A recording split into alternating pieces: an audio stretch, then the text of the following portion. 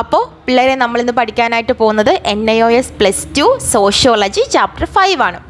Society, community, association and institutions. സമൂഹം, സമുദായം, സംഘടന, സ്ഥാപനം. അപ്പം എന്താണ് സമൂഹം? സോഷ്യോളജി പഠിക്കാൻ തുടങ്ങി അന്ന് തൊട്ട് ഇന്ന് വരെ കേൾക്കുന്ന സംഭവമാണ് സമൂഹം എന്താണ്. നമുക്ക് എല്ലാവർക്കും അറിയാം എന്താണ് സമൂഹം എന്ന് പറഞ്ഞാൽ. ഒരേ ടേസ്റ്റിലല്ലെങ്കിൽ ഒരുപാട് ആളുകൾ ഒരുമിച്ച് ഒത്തുകൂടി പ്രവർത്തിക്കുകയും ഒത്തുകൂടി കാര്യങ്ങളെല്ലാം കൈകാര്യം ചെയ്ത് ജീവിക്കുന്നതിനെയാണ് നമ്മൾ എന്തെന്ന് പറയുന്നത് സമൂഹം എന്ന് പറയുന്നത്. ഇതെന്ന് പറയുന്നത് ഒരു സാമൂഹിക ബന്ധങ്ങളുടെ ഒരു സംഹാരം കൂടിയാണ് സമൂഹം എന്ന് പറയുന്നത്. ഇനി നമുക്ക് സമൂഹത്തിൻ്റെ കുറച്ച് പ്രത്യേകതകൾ പഠിക്കാം. അപ്പോൾ ഒന്നാമത്തെ പ്രത്യേകത ഇതാണ്, ഇവരെപ്പോഴും എന്തായിരിക്കും പരസ്പരം സഹകരണത്തിലൂടെ ആയിരിക്കും ജീവിക്കുന്നത്. സമൂഹത്തിലുള്ള എല്ലാവരും പരസ്പരം സഹകരണത്തിലൂടെയായിരിക്കും ജീവിക്കുന്നത്. അവർക്ക് എന്താണ് അവരുടെ സാംസ്കാരികമായിട്ടുള്ള കൾച്ചേഴ്സ് അങ്ങോട്ടും ഇങ്ങോട്ടും ഷെയർ ചെയ്തായിരിക്കും ജീവിക്കുന്നത്. ഇവർക്കിടയിൽ എന്തുണ്ടായിരിക്കും ഒരു സാമൂഹികപരമായിട്ടുള്ള ഒരു ശക്തമായിട്ടുള്ള ബന്ധം അല്ലെങ്കിൽ ഒരു പ്രതിബദ്ധത ഉണ്ടായിരിക്കും. ഇത് മാത്രമല്ല ഇവർക്ക് എന്താണ് ഒരു കോമൺ ആയിട്ടുള്ള ഒരു ലക്ഷ്യവും കൂടി ഉണ്ടായിരിക്കും.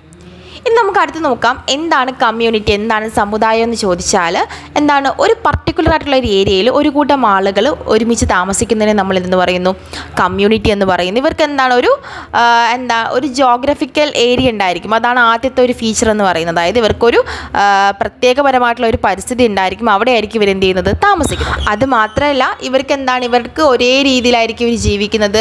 ഒരേപോലത്തെ സാമൂഹികപരമായിട്ടുള്ള ഒരു ഇൻട്രസ്റ്റ് അല്ലെങ്കിൽ ഒരു താല്പര്യം ആർക്കും ഉള്ളത് നമ്മുടെ കമ്മ്യൂണിറ്റിയിലുള്ള ആളുകൾക്ക് ഉള്ളത്. ഇതൊക്കെയാണ് കമ്മ്യൂണിറ്റിയിലുള്ള ആളുകളുടെ പ്രത്യേകതയിൽ നമുക്ക് പഠിക്കാനായിട്ട് വരുന്നത്. അടുത്ത നമുക്ക് നോക്കാം എന്താണ് അസോസിയേഷൻ എന്താണെന്ന് ചോദിച്ചാൽ ഒരു ലക്ഷ്യത്തിന് വേണ്ടിയിട്ട് ഒരു കൂട്ടം ആളുകൾ ഒരുമിച്ച് നിന്ന് പ്രവർത്തിക്കുന്നതിന് നമ്മൾ അസോസിയേഷൻ എന്ന് പറയുന്നു.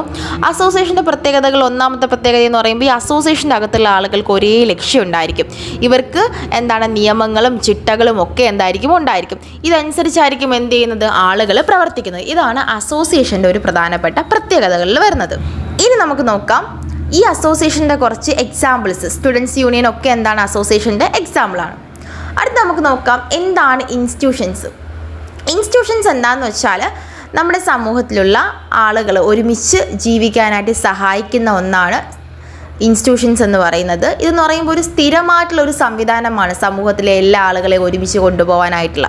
എക്സാമ്പിൾ പറഞ്ഞു കഴിഞ്ഞാൽ സ്റ്റുഡൻസിൻ്റെ റീജൻ്റെ ഒക്കെ ഒരു സെൻറ്റേഴ്സൊക്കെ എന്തിന് എക്സാമ്പിളാണ് നമ്മുടെ ഇൻസ്റ്റിറ്റ്യൂഷൻസിന് എക്സാമ്പിളായിരിക്കും. ഈ ഇൻസ്റ്റിറ്റ്യൂഷൻസിൽ അകത്ത് ആളുകൾ തമ്മിലൊരു പ്രധാനമായിട്ടും ട്രസ്റ്റും ബിലീഫൊക്കെ ഉണ്ടായിരിക്കും. ഇതെപ്പോഴും കണ്ടിന്യൂ ചെയ്യുന്ന ഒന്നായിരിക്കും.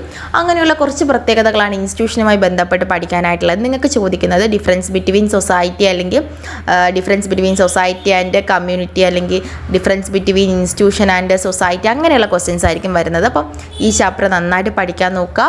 അപ്പോൾ ഇതിൻ്റെ നോട്ട് എന്തെങ്കിലും വേണമെന്നുണ്ടെങ്കിൽ മുകളിൽ എൻ്റെ ഇൻസ്റ്റഗ്രാം പേജ് ഉണ്ട്, അതിൽ വന്ന് മെസ്സേജ് അയച്ചു കഴിഞ്ഞാൽ നിങ്ങൾക്ക് ഇതിൻ്റെ നോട്ട്സ് കാര്യങ്ങളെല്ലാം സെൻഡ് ചെയ്ത് തരുന്നതായിരിക്കും. അപ്പോൾ നമുക്കിനി അടുത്തൊരു വീഡിയോയിൽ കാണാം.